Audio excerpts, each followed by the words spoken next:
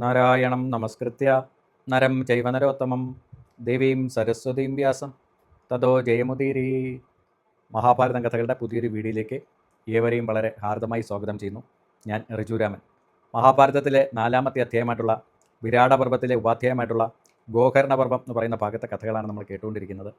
കഴിഞ്ഞ ഒരു വീഡിയോ ഇട്ടിട്ട് ഏകദേശം ഒരാഴ്ചയിൽ കൂടുതൽ സമയമായി. കുറച്ച് യാത്രയിലും കുറച്ച് തിരക്കുകളിലായിപ്പോയി. അപ്പോൾ എന്നെ സ്ഥിരമായിട്ട് കേൾക്കുന്നവരോട് ഞാൻ ആദ്യം തന്നെ ഒരു ക്ഷമാപണം നടത്തുകയാണ്, ഇത്രയും വലിയൊരു ഗ്യാപ്പ് വന്നതിന്. അപ്പം നമ്മൾ വിദ്വാൻ കെ പ്രകാശം എങ്ങനെയാണോ ആ പുസ്തകത്തിൽ അദ്ദേഹം വിവർത്തനം ചെയ്തത് അതേ രീതിയിൽ തന്നെ വളരെ വിശദമായിട്ടുള്ള രീതിയിലാണ് ഇവിടെ പറയുന്നത്. അപ്പം അർജുനെ പറ്റിയുള്ള സംശയങ്ങൾ തോന്നി. അങ്ങനെ ഓരോരുത്തരും അത് അർജുനാണോ എന്നുള്ള സംശയം ചോദിച്ചു കഴിഞ്ഞപ്പോൾ ഭീഷ്മരോട് ചോദിക്കുകയാണ്. അപ്പോൾ ഭീഷ്മർ അതിന് ഉത്തരം പറയുന്നതാണ് ഇവിടുത്തെ കഥാഭാഗം. ഭീഷ്മർ പറഞ്ഞു, കലകൾ, കാഷ്ടങ്ങൾ, മുഹൂർത്തങ്ങൾ, ദിവസങ്ങൾ, പക്ഷങ്ങൾ, നക്ഷത്രങ്ങൾ, ഗ്രഹങ്ങൾ, ഋതുക്കൾ എന്നിവയെല്ലാം ചേർന്നാണ് വർഷമുണ്ടാകുന്നത്. ഇങ്ങനെയുള്ള കാലവിഭാഗങ്ങളോട് കൂടിയിട്ട് കാലചക്രം പ്രവർത്തിക്കുന്നു. ജ്യോതിശാസ്ത്രപരമായിട്ടുള്ള ഗ്രഹനില അനുസരിച്ചും കാലത്തിൻ്റെ പോക്ക് നിമിത്തവും 5 വർഷം കൂടുമ്പോൾ അധിക മാസങ്ങൾ ഉണ്ടാകുന്നു. അതുപ്രകാരം 5 അധിക മാസങ്ങളും 12 രാത്രിയും 13 വർഷവും കൂടുമ്പോൾ ഉണ്ടാകുമെന്നുള്ളത് ജ്യോതിശാസ്ത്ര കണക്കനുസരിച്ച് നിശ്ചയിക്കപ്പെട്ട കാര്യമാണ്. അതെനിക്ക് വ്യക്തമായി അറിയാം. അങ്ങനെ കണക്ക് കൂട്ടുമ്പോൾ പാണ്ഡവരുടെ പ്രതിജ്ഞാകാലം ഇപ്പോൾ കഴിഞ്ഞിരിക്കണം. ഏറ്റതുപോലെ കാര്യം നടത്തി കഴിഞ്ഞിട്ടില്ലെങ്കിൽ അർജുനൻ ഇന്ന് വെളിപ്പെടുകയില്ലായിരുന്നു. അതുകൊണ്ടാണ് അർജുനൻ നേരിട്ട് എത്തിയിരിക്കുന്നത്. എല്ലാ പാണ്ഡവരും മഹത്തായിട്ടുള്ള മനസ്സിനുടമകളാണ്. എല്ലാവരും ധർമ്മം അറിയുന്നവരുമാണ്. പിന്നെ എങ്ങനെ അവർക്ക് പിഴവ് സംഭവിക്കാനാണ്? അവരുടെ നേതാവ് ധർമ്മപുത്രനാണ്. അസാധ്യമായിട്ടുള്ള കാര്യങ്ങൾ ചെയ്ത് ചതിയിലൂടെ നേട്ടം കൊയ്യാൻ പാണ്ഡവർ ആഗ്രഹിക്കുകയില്ല. അധർമ്മം ചെയ്ത് വെറുതെ രാജ്യം നേടാൻ കെൽപ്പുള്ളവരാണെങ്കിലും ലോഭമില്ലാത്തവരായിട്ടുള്ളവർ ഉപവാസം അനുഷ്ഠിക്കുന്നത് പോലെ കഷ്ടപ്പെട്ട് രാജ്യം നേടാനേ ആഗ്രഹിക്കൂ. തങ്ങളുടെ കരുത്ത് പ്രയോഗിക്കാൻ അവർ പലതവണ വിചാരിച്ചിട്ടുണ്ട്. എന്നാൽ ധർമ്മം എന്ന പാശത്താൽ ബന്ധിക്കപ്പെട്ടതുകൊണ്ട് അവർ ക്ഷത്രിയവ്രതത്തിൽ നിന്ന് മാറിയിട്ടില്ല. ശരിയായ കാലം നോക്കി കാര്യം നടത്തുന്നതിൽ അവർ അതീവ ശ്രദ്ധാലുക്കളാണ്. അർജുനൻ അസത്യമാണ് പ്രവർത്തിച്ചതെങ്കിൽ പാണ്ഡവർ വീണ്ടും പരാജയം ഏറ്റുവാങ്ങും. മരണത്തെ വരിക്കേണ്ടി വന്നാൽ പോലും അവരാരും അസത്യം പ്രവർത്തിക്കുകയില്ല. കാലം നോക്കി കാര്യം നടത്തുന്നതിൽ നല്ല കാഴ്ചപ്പാടുള്ളവരാണവർ. ശരിയായ സമയത്ത് ലഭിക്കേണ്ട ഒന്നിനെ അവർ ഉപേക്ഷിക്കുകയുമില്ല. വജ്രപാണിയായിട്ടുള്ള ഇന്ദ്രൻ തന്നെ വന്ന് തടഞ്ഞാലും ആ മഹാവീരന്മാർ പിന്മാറില്ല. ഇനി മറ്റൊന്നും ആലോചിച്ച് നിൽക്കാതെ ഈ വരുന്ന സർവ്വവിദ്യകളും അറിയുന്നവനോട് എതിർക്കാൻ തുടങ്ങണം. എന്നാൽ ലോകത്തിൽ സജ്ജനങ്ങൾ അനുഷ്ഠിക്കുന്ന എല്ലാ മംഗളകർമ്മങ്ങളും നിങ്ങൾ ചെയ്യണം, അല്ലെങ്കിൽ അർത്ഥം നശിച്ചു പോകും. യുദ്ധം തുടങ്ങിയാൽ വിജയവും പരാജയവും അനിശ്ചിതമാണ്. യുദ്ധത്തിന് മുമ്പ് നമുക്ക് എന്താണ് സംഭവിക്കുന്നതെന്ന് ഉറപ്പിച്ച് പറയാൻ ആർക്കും കഴിയില്ല. ഇവിടെ യുദ്ധത്തിന് അനുയോജ്യമായിട്ടുള്ള പ്രവൃത്തിയോ ധർമ്മത്തിൽ അധിഷ്ഠിതമായിട്ടുള്ള പ്രവൃത്തിയോ ഏതാണോ മംഗളകരമായിട്ടുള്ളത് അത് ചെയ്യുക. തീർച്ചയായും നാം ജയിക്കുമെന്ന് ആർക്കും ഉറപ്പിച്ച് പറയാനാവില്ല. അതുകൊണ്ട് അനുയോജ്യമായത് ഉടനെ ചെയ്യുക. ധനഞ്ജയൻ അടുത്തു വന്നെത്തി കഴിഞ്ഞു. ദുര്യോധനൻ പറഞ്ഞു, പിതാമഹ, ഞാൻ പാണ്ഡവർക്ക് രാജ്യം കൊടുക്കുകയില്ല. അതുകൊണ്ട് യുദ്ധമര്യാദയ്ക്ക് വേണ്ടതൊക്കെ നടത്തുക. ഭീഷ്മൻ പറഞ്ഞു, ഇപ്പോൾ ഇതിനെക്കുറിച്ച് തോന്നുന്ന ബുദ്ധി ഞാൻ പറയാം. ബോധ്യമാകുന്നുണ്ടെങ്കിൽ നീ കേട്ടുകൊള്ളുക. എന്തായാലും ഞാൻ ഗുണകരമായിട്ടുള്ള കാര്യമേ പറയൂ. അതിനെ എനിക്ക് തോന്നുകയുള്ളൂ. ഇപ്പോൾ ഇവിടെയുള്ള സൈന്യത്തിൻ്റെ 4-1 ഭാഗം പശുക്കളുമായിട്ട് പുരിയിലേക്ക് പോകട്ടെ. കൂടെ 4-1 ഭാഗം സൈന്യവും പോകട്ടെ. ഞങ്ങൾ പകുതി പടയുമായി പാർത്ഥനയോട് പൊരുതാം. ഞാൻ, ദ്രോണൻ, കർണൻ, അശ്വത്ഥാത്മാവ്, കൃപൻ എന്നിവർ പാർത്ഥനയെ നേരിടാൻ കരുതി നിൽക്കാം. പിന്നെ എത്തുന്ന മത്സരാജാവിനെയും വജ്രായുധധാരിയായ ഇന്ദ്രനെ പോലും കടൽ തീരത്തെ തടയുന്നത് പോലെ ഞാൻ തടഞ്ഞുകൊള്ളാം. വൈശമ്പായനൻ കഥ തുടരുകയാണ്. മഹാഭാഗനായിട്ടുള്ള ഭീഷ്മൻ പറഞ്ഞത് അവർക്കെല്ലാം ബോധിച്ചു. കൗരവർക്ക് വേണ്ടതൊക്കെ ദുര്യോധനൻ ചെയ്തു കൊടുത്തു. ദുര്യോധനെ ഭീഷ്മർ പശുക്കളോടൊപ്പം യാത്രയാക്കി. കൗരവർ സൈന്യമുഖ്യന്മാരെ നിർത്തി വ്യൂഹം ചമയ്ക്കാൻ തുടങ്ങി. ഭീഷ്മർ പറഞ്ഞു, നടുക്ക് ദ്രോണർ നിൽക്കണം, ഇടതുഭാഗത്ത് അശ്വത്ഥാത്മാവ് നിൽക്കണം, കൃപൻ വലതുഭാഗം കാക്കണം, കവചം ധരിച്ച കർണൻ മുമ്പിൽ നിൽക്കട്ടെ. ഞാൻ എല്ലാ സൈന്യത്തിനും പിന്നിലായി കാത്തു നിൽക്കുന്നുണ്ട്. കൗരവർ ഇപ്രകാരം സൈന്യവ്യൂഹം ഒരുക്കിക്കഴിഞ്ഞ ഉടനെ അർജുനൻ രഥത്തിൻ്റെ വലിയ ശബ്ദത്തോടെ അടുത്തു വന്നു. അർജുനൻ്റെ കൊടിയിലെ അടയാളം അവർ കണ്ടു. ഗാണ്ഡീവത്തിൻ്റെ കടുത്ത ശബ്ദവും കേട്ടു. അർജുനൻ അടുത്തു വരുന്നത് കണ്ട് ദ്രോണർ ഇപ്രകാരം പറഞ്ഞു, ഇതാ പാർത്ഥൻ്റെ കൊടി ദൂരത്തു നിന്ന് തന്നെ കാണുന്നു. ഇതാ തേരിൽ കേൾക്കുന്നു. കൊടിയിലെ ഹനുമാൻ ശബ്ദിക്കുന്നു. ഇതാ രഥത്തിൽ നിന്ന് ശ്രേഷ്ഠനായിട്ടുള്ളവൻ ഇടിവെട്ടുന്നതുപോലെ ഗാണ്ഡീവം വലിച്ചു കെട്ടുന്നു. ഒപ്പം 2 അമ്പുകൾ എൻ്റെ പാദത്തിൽ വന്ന് വീണിരിക്കുന്നു. ഇതാ വേറെ 2 അമ്പുകൾ എൻ്റെ ചെവി തൊട്ട് കടന്നുപോയി. വനവാസം പൂർത്തിയാക്കിയും ദിവ്യമായിട്ടുള്ള കാര്യങ്ങൾ ചെയ്തും പാർത്ഥൻ എന്നെ വന്ദിക്കുകയാണ്. അവൻ ചെവിയിൽ വന്ന് ആ അസ്ത്രങ്ങൾ കൊണ്ട് എന്നോട് പറയുകയാണ്, ഏറെ നാളായി നമ്മൾ അവനെ കണ്ടിട്ട്. അവൻ ബുദ്ധിമാനും ബന്ധുപ്രിയനുമാണ്. പ്രഭ കൊണ്ട് ഏറ്റവും തിളങ്ങുന്നവനാണ് ആ പ്രിയശിഷ്ടനായിട്ടുള്ള അർജുനൻ. രഥം, അമ്പ്, കയ്യുറ, ആവനാഴി, ശംഖ്, കുടി, കവചം, കിരീടം, വാൾ, വില്ല് ഇതെല്ലാമുള്ള അർജുനൻ നെയ്യൊഴിച്ചു കൊടുത്ത അഗ്നി പോലെ പ്രകാശിക്കുന്നു. യുദ്ധക്കളത്തിൽ നിൽക്കുന്ന കൗരവരെ നോക്കി അർജുനൻ ഉത്തരനോട് ആ സമയത്ത് അനുയോജ്യമായിട്ടുള്ള വാക്കുകൾ പറഞ്ഞു. ഒടു സാരഥേ, സൈന്യത്തിലേക്ക് ഞാനൊരു അമ്പ് വിടാം. അത് ചെന്ന് വീഴുന്ന സ്ഥലത്തേക്ക് നീ രഥം കൊണ്ടുപോയി നിർത്തുക. ആ സൈന്യത്തിൽ കുരുവംശത്തിന് അവമാനമായവനായിട്ടുള്ള ദുര്യോധനുണ്ടോ എന്ന് എനിക്കൊന്ന് നോക്കണം. മറ്റാരെയും നോക്കാതെ ആ ദുരഭിമാനിയായിട്ടുള്ള അവൻ എവിടെയാണെന്ന് കണ്ടുപിടിച്ച് അവൻ്റെ മേൽ ഞാൻ ചാടി വീഴും. എന്നാൽ എല്ലാവരും തോറ്റത് തന്നെ. ഇവിടെ ഉത്തര നോക്കൂ, അതാ ദ്രോണാചാര്യർ നിൽക്കുന്നു. അതിനപ്പുറത്തായിട്ട് ദ്രോണപുത്രരായിട്ടുള്ള അശ്വത്ഥാത്മാവ് നിൽക്കുന്നു. ഭീഷ്മർ, കൃപർ, കർണൻ എന്നീ വില്ലാളി വീരന്മാരോടൊപ്പം അവർ നിൽക്കുന്നു. എന്നാൽ ദുര്യോധനെ ഈ കൂട്ടത്തിൽ കാണുന്നില്ലല്ലോ. അവൻ പശുക്കളുമായി പോയിരിക്കണം. ജീവനുള്ള പേടി കാരണം വലതുവശത്തൂടി പോയിരിക്കാനാണ് സാധ്യത. ഈ സൈന്യത്തെയൊക്കെ വിട്ട് ദുര്യോധനുള്ളിടത്തേക്ക് തേരുവിടുക. ഉത്തര, ഞാൻ അവിടെ വെച്ച് ദുര്യോധനോട് പൊരുത്തിക്കോളാം. അവനില്ലാതെ യുദ്ധത്തിന് ആവേശമില്ല. അവനെ ഞാൻ തോൽപ്പിച്ച് വീണ്ടും പശുക്കളെ തിരിച്ചു കൊണ്ടുവരുന്നതാണ്. അർജുനൻ ഇപ്രകാരം പറഞ്ഞപ്പോൾ ഉത്തരൻ വളരെ കഷ്ടപ്പെട്ട് കുതിരകളെ നിയന്ത്രിച്ച് ദുര്യോധനൻ പോയ വഴി നോക്കി തേര് തിരിച്ചു വിട്ടു. അർജുനൻ ദുര്യോധനെ തേടിയാണ് പോകുന്നതെന്ന് മനസ്സിലാക്കി കൃപർ പ്രകാരം പറഞ്ഞു, രാജാവില്ലാതെ ഇവിടെ നിൽക്കാൻ അർജുനൻ ആഗ്രഹിക്കുന്നില്ല. നമ്മൾ ഉടനെ അവൻ്റെ പിന്നാലെ എത്തണം. ദേഷ്യപ്പെട്ടിരിക്കുന്ന ഇവനോട് ആരും ഒറ്റയ്ക്ക് പൊരുതി ജനിക്കില്ല. ദേവേന്ദ്രനോ കൃഷ്ണനോ അല്ലാതെ അർജുനോട് എതിർക്കാൻ കെൽപ്പുള്ളവരായി ഭൂമിയിൽ ആരുമില്ല. വേണമെങ്കിൽ ദ്രോണാചാര്യർ മകനോടൊപ്പം ചേർന്ന് അവനെ ഒന്ന് തടയാൻ ശ്രമിച്ചാൽ നടന്നേക്കും. പശുക്കളെ കൊണ്ടുപോകുന്നതോ വലിയ ധനം കൈക്കലാക്കുന്നതോ ഇപ്പോൾ അത്ര വലിയ കാര്യമല്ല. ഇപ്പോഴത്തെ ആപത്തിനെക്കുറിച്ച് ചിന്തിക്കുമ്പോൾ അർജുനനാകുന്ന സമുദ്രത്തിൽ ദുര്യോധനാകുന്ന തോണി ഇപ്പോൾ മുങ്ങും. അതുപോലെ തന്നെ അർജുനൻ ദുര്യോധനെ പേരെടുത്ത് വിളിച്ച് വെട്ടുകിളികളെ പോലെ അമ്പുകൾ സൈന്യത്തിന് മേൽ വർഷിച്ചു. അർജുനൻ എഴുതുന്ന ബാണങ്ങൾ ചിന്നിച്ചിതറി. ദുര്യോധന്റെ സൈന്യത്തിന് അമ്പുകൾ കാരണം ആകാശവും ഭൂമിയും തിരിച്ചറിയാൻ വയ്യാത്ത അവസ്ഥയായി. വീഴുന്നവർക്ക് പിന്തിരിഞ്ഞോടാൻ പോലും കഴിഞ്ഞില്ല. അർജുനന്റെ കൈവേഗം കണ്ട് അത്ഭുതപ്പെട്ട ചിലർ സ്തംഭിച്ച് നിന്നുപോയി. ശത്രുക്കൾക്ക് ഭയമുണ്ടാകുന്ന രീതിയിൽ അർജുനൻ ശംഖൂതി. ഇടിവെട്ടുന്നത് പോലെ വലിയ വില്ലുകുലച്ച് അദ്ദേഹം അമ്പുകൾ വിട്ടു. ശംഖനാദം കൊണ്ടും തേരോടുന്ന ശബ്ദം കൊണ്ടും ഗാന്ധീവത്തിൻ്റെ മുഴക്കം കൊണ്ടും ഭൂമി കുലുങ്ങി. കുടിയിലെ ദിവ്യരൂപങ്ങളെ കണ്ട് ഭയപ്പെട്ട് പശുക്കളെല്ലാം വാൽ പൊക്കി ചുറ്റും നോക്കി തെക്കോട്ട് ഓടിപ്പോയി. വൈശമ്പായനൻ കഥ വരികയാണ്. ഇങ്ങനെ ശത്രുസൈന്യത്തെ അടിച്ചു തകർത്ത് പശുക്കളെ അവയുടെ സ്ഥാനത്തേക്ക് തിരിച്ചയച്ച അർജുനൻ ദുര്യോധനന് അഭിമുഖമായി നിന്ന് യുദ്ധം തുടങ്ങി. അപ്പോഴേക്കും കൗരവവീരന്മാർ അവിടെ എത്തി. അണിനിരന്നു വരുന്ന വലിയ പടയെ അർജുനൻ കണ്ടു. അർജുനൻ പറഞ്ഞു, ഉടോ സാരഥേ, നീ ഇപ്പോൾ വെളുത്ത കുതിരകളെ ആ കൗരവവീരന്മാരുടെ നേരെ അതിവേഗത്തിൽ വിടുക. ദുർബുദ്ധിയായിട്ടുള്ള കർണൻ എന്നോട് ആനയോട് ആന എന്ന നിലയിൽ പൊരുതുവാൻ ആഗ്രഹിക്കുന്നുണ്ട്. ദുര്യോധനന്റെ പ്രധാന ആശ്രയം അവനാണ്. ഉടോ രാജപുത്ര, അഹങ്കാരിയായിട്ടുള്ള അവൻ്റെ നേരെ നീ കുതിരകളെ വിടുക. അർജുനൻ പറഞ്ഞ ഉടനെ പൊൻകോപ്പണിഞ്ഞ വലിയ കുതിരകളെ വിരാടപുത്രൻ ഓടിച്ചു. തേർപ്പടയുടെ ഉള്ളിലൂടെ അണികളെ ഭേദിച്ച് ഉത്തരൻ അർജുനനെ യുദ്ധമധ്യത്തിലെത്തിച്ചു.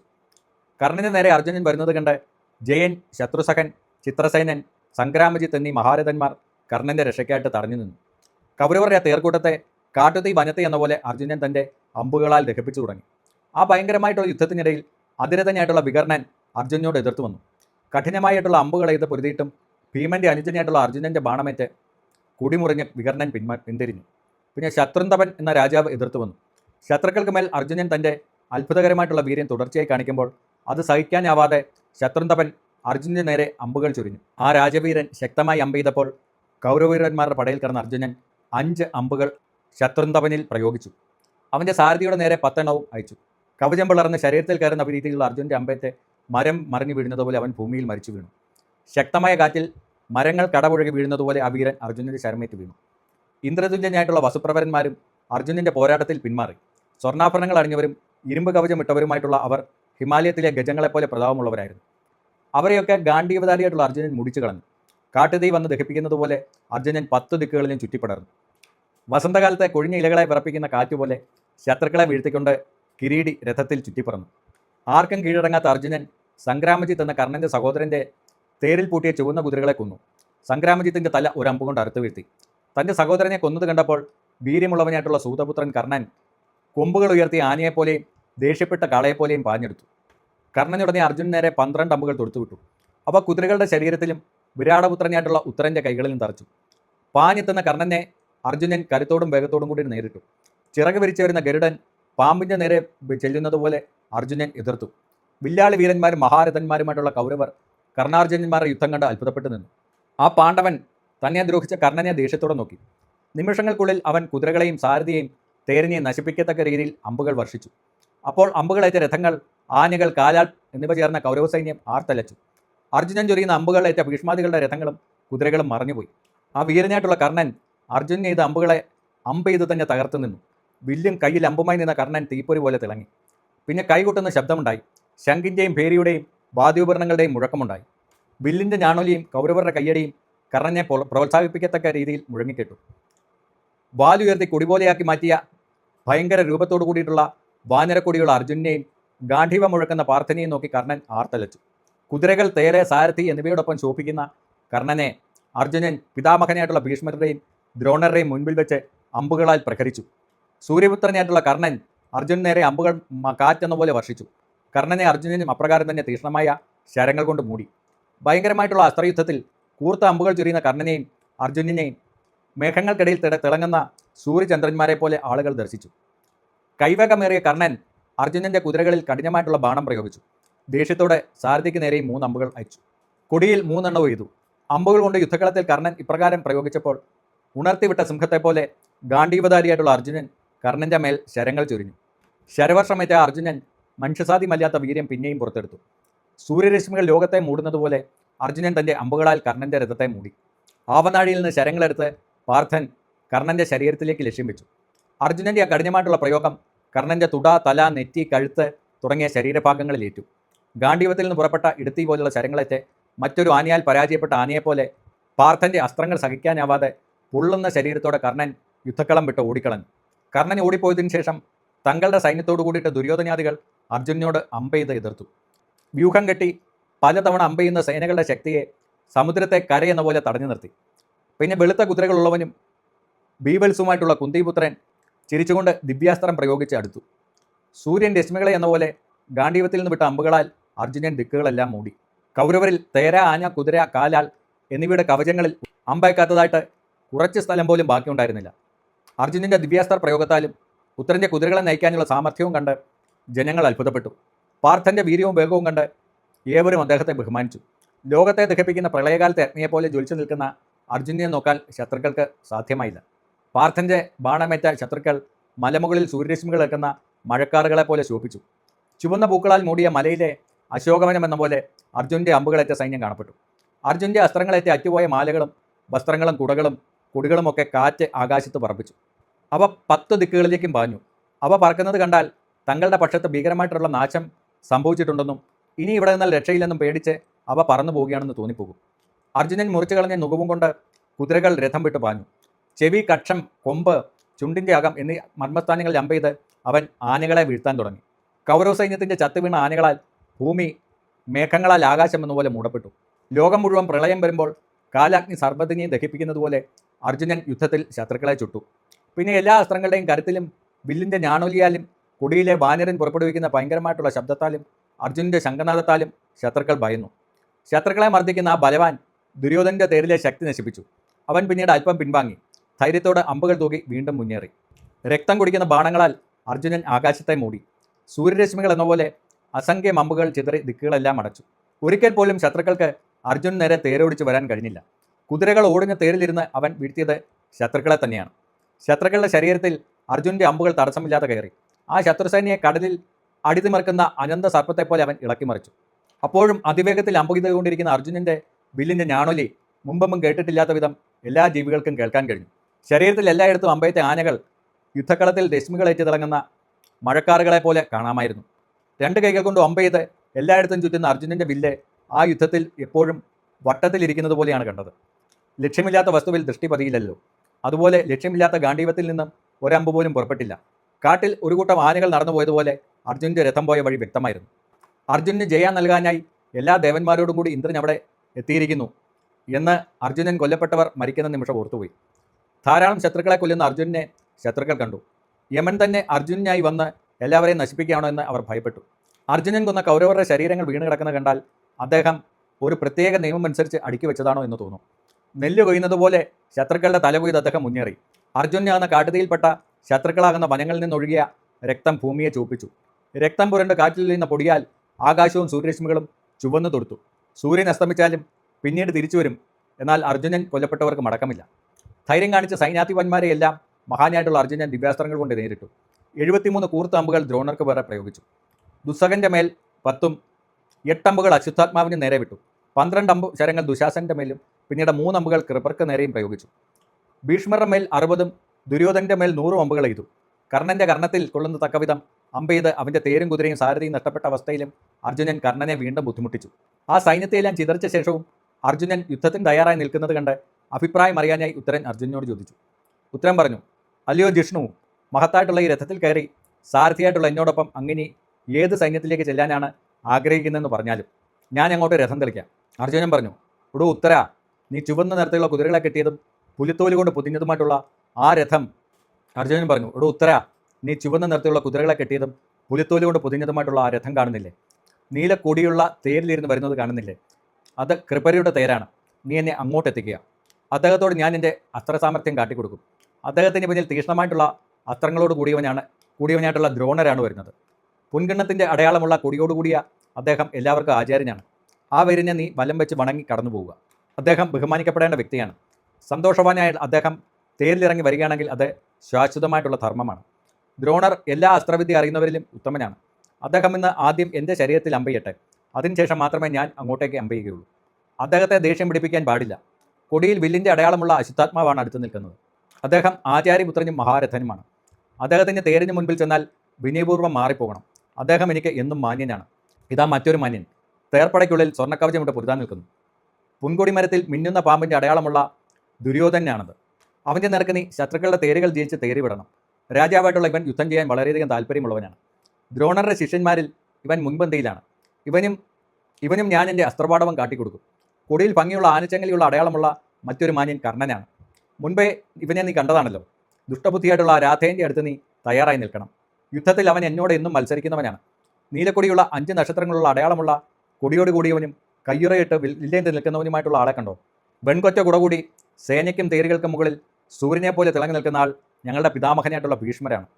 സ്വർണ്ണ നിറമുള്ള കവചവും തലപ്പാവും ഇട്ട് നിൽക്കുന്ന ശാന്തനായിട്ടുള്ള തേജസ്വി ദുര്യോധൻ്റെ പക്ഷത്ത് നിൽക്കുന്നു. എൻ്റെ മനസ്സിനെ എപ്പോഴും വിഷമിപ്പിക്കുന്നതും എനിക്ക് എതിർക്കേണ്ടി വരുമല്ലോ എന്ന് ചിന്തിച്ച് ഞാൻ ദുഃഖിക്കുന്നതും അദ്ദേഹത്തെ ഓർത്താണ്. പിന്നെ അദ്ദേഹത്തിൻ്റെ മുമ്പിലാണ് പോകേണ്ടത്. അപ്പോൾ എനിക്ക് തടസ്സമുണ്ടാവരുത്. ഇദ്ദേഹവുമായി പൊരുതുമ്പോൾ നീ അതീവ ശ്രദ്ധയോടെ തേര് തെളിയിക്കണം. എല്ലാം കേട്ടു നിന്നതിന് ശേഷം വിരാടപുത്രൻ മടിക്കാതെ സബ്യസാചിയെ ഉടനെ കൃപർ നിൽക്കുന്ന സ്ഥലത്തേക്ക് എത്തിച്ചു. വൈശമ്പായനൻ കഥ തുടരുകയാണ്. വില്ലാളികളായിട്ടുള്ള കൗരവരുടെ സൈന്യങ്ങൾ വേനൽക്കാലത്തിൻ്റെ അവസാനത്തിൽ കാലവർഷക്കാറ്റിൽ പറന്നുവരുന്ന കാർമേഘങ്ങളെപ്പോലെ കാണപ്പെട്ടു. ആയുധധാരികളായിട്ടുള്ള മഹാരഥന്മാർ കയറുന്ന കുതിരപ്പട ഒരുമിച്ച് അണിനിരുന്നു. തോമരം, അങ്കുശം തുടങ്ങിയ ഉഗ്രമായിട്ടുള്ള ആയുധങ്ങൾ ധരിച്ച യോദ്ധാക്കൾ കയറിയ ആനക്കൂട്ടങ്ങൾ തിളങ്ങി നിന്നു. അർജുനനും കൗരവീരന്മാരും തമ്മിലുള്ള ഈ യുദ്ധം കാണുവാൻ ദേവേന്ദ്രൻ ദേവന്മാരോടൊപ്പം വിമാനത്തിൽ കയറി ആകാശത്ത് വന്നു നിന്നു. വിശ്വദേവന്മാരോടും മരുത്തുക്കളോടും ദേവഗന്ധർവന്മാരോടും ചേർന്ന് ആകാശം കാറില്ലാതെ തെളിഞ്ഞു വിളങ്ങുന്ന ഗ്രഹമണ്ഡലങ്ങൾ പോലെ ശോഭിച്ചു. മനുഷ്യർക്കിടയിലെ അസാമാന്യമായിട്ടുള്ള അസ്ത്രശക്തികളായിട്ടുള്ള കൃപരും അർജുനനും തമ്മിൽ നേരിട്ട് നടത്തുന്ന ഭീകരമായിട്ടുള്ള യുദ്ധവും കാണാൻ മറ്റ് വിമാനങ്ങളിലും ദേവന്മാർ എത്തിച്ചേർന്നു. വിചിത്രമായിരുന്നു ദേവന്മാരുടെ വിമാനങ്ങൾ. 100 ലക്ഷം സ്വർണ്ണ തൂണുകളും രത്നമണി തൂണുകളും ചേർന്ന് ഭംഗിയുള്ള ആകാശ സഞ്ചാരിയായിട്ടുള്ള കൊട്ടാരങ്ങളിൽ ദേവന്മാർ കയറി നിന്നു. ഇന്ദ്രൻ്റെ ആ വിമാനം സർവ്വവിധ ദിവ്യരത്നങ്ങളും അണിഞ്ഞതും ആഗ്രഹിക്കുന്നിടത്ത് ആകാശത്തിലൂടെ സഞ്ചരിക്കാൻ കഴിയുന്നതുമാണ്. ഇന്ദ്രനോടൊപ്പം 33 ദേവന്മാരും ആ വിമാനത്തിലുണ്ടായിരുന്നു. പിന്നെ മഹാത്മാക്കളായിട്ടുള്ള വേറെയും ദിവ്യപുരുഷന്മാർ അവിടെ സന്നിഹിതരായിരുന്നു. ഗന്ധർവന്മാർ, രാക്ഷസന്മാർ, നാഗങ്ങൾ, പിതൃക്കൾ, മഹർഷികൾ, രാജാവായിട്ടുള്ള വസുമനസ്, ബലവാനായിട്ടുള്ള സുപ്രദർദനൻ, അഷ്ടകൻ, ശിബി, യയാതി, നകുഷൻ, ഗയൻ, മനു, പുരു, രഘു, ഭാനു, കുശാശ്വൻ, സഗരൻ, നളൻ എന്നിവരൊക്കെ ഇന്ദ്രൻ്റെ വിമാനത്തിൽ പ്രകാശിച്ചിരുന്നു. ഈശാനൻ, വരുണൻ, സോമൻ, അഗ്നി, പ്രജാപതി, ദാതാവ്, വിദാതാവ്, കുബേരൻ, യമൻ, അലംബുഷൻ, ഉഗ്രസേനൻ തുടങ്ങിയ ഗന്ധർവന്മാർ വിമാനങ്ങളിൽ യുദ്ധം കാണുവാൻ ആകാശത്ത് അണിനിരുന്നു. എല്ലാ ദേവന്മാരും സിദ്ധന്മാരും മുനീന്ദ്രന്മാരും അവിടെ അർജുനനും കൗരവരും തമ്മിൽ നടക്കുന്ന യുദ്ധം കാണാൻ ആകാശത്തെത്തി. ദിവ്യമായിട്ടുള്ള മാലകളുടെ പുണ്യമായിട്ടുള്ള സുഗന്ധം വസന്തകാലത്ത് വനത്തിൽ നിന്നെന്ന പോലെ അവിടെ എങ്ങും പരന്നു. ദേവന്മാർ ധരിക്കുന്ന രത്നങ്ങൾ, നല്ല വസ്ത്രങ്ങൾ, മാലകൾ, പെൺചാമരങ്ങൾ എന്നിവയും അവിടെ തിളങ്ങിക്കാണാമായിരുന്നു. ഭൂമിയിൽ നിന്നിരുന്ന പൊടി അടങ്ങുകയും സൂര്യരശ്മികൾ എല്ലായിടത്തും വ്യാപിക്കുകയും ചെയ്തു. ദിവ്യമായിട്ടുള്ള ഗന്ധം വഹിച്ചുകൊണ്ട് കാറ്റ് യോദ്ധാക്കളുടെ ശരീരങ്ങളെ തലോടി. നന്നായി ശോഭിക്കുന്ന ആകാശഭാഗം വിചിത്രമായിട്ടുള്ള രീതിയിൽ അലങ്കരിക്കപ്പെട്ടതുപോലെ തോന്നി. ദേവന്മാർ വരുന്നതും നിൽക്കുന്നതും വിവിധ രത്നങ്ങൾ പതിച്ച വിചിത്രമായിട്ടുള്ള ദേവമാനങ്ങൾ തിളങ്ങി നിൽക്കുന്നതുമായിരുന്നു ആ കാഴ്ച. അവിടെ ദേവന്മാരാൽ ചുറ്റപ്പെട്ടവനായി തേജസ്വിയായിട്ടുള്ള ഇന്ദ്രൻ പലരുമായി പൊരുതുന്ന തൻ്റെ പുത്രനെ എത്ര കണ്ടിട്ടും മതിയാവാതെ സന്തോഷത്തോടെ നോക്കി നിന്നു. യുദ്ധത്തിൻ്റെ ഭാഗം തുടരും. ഇന്ന് തൽക്കാലം അവസാനിപ്പിക്കുകയാണ്. ഈ ഒരു ഭാഗം യുദ്ധ രംഗങ്ങളാൽ നിറഞ്ഞതാണ്. അപ്പോൾ അടുത്ത പ്രാവശ്യവും യുദ്ധരംഗം തന്നെയാവും. ക്ഷമയോട് കൂടിയിട്ട് എന്നോടൊപ്പം കേട്ട എല്ലാ സജ്ജനങ്ങൾക്കും എൻ്റെ ഭാഗത്തു നിന്നുള്ള വലിയൊരു നന്ദി അറിയിക്കുകയാണ്. അടുത്തൊരു വീഡിയോയുമായിട്ട് ഉടനെ തന്നെ കാണാം. എല്ലാവർക്കും നമസ്കാരം.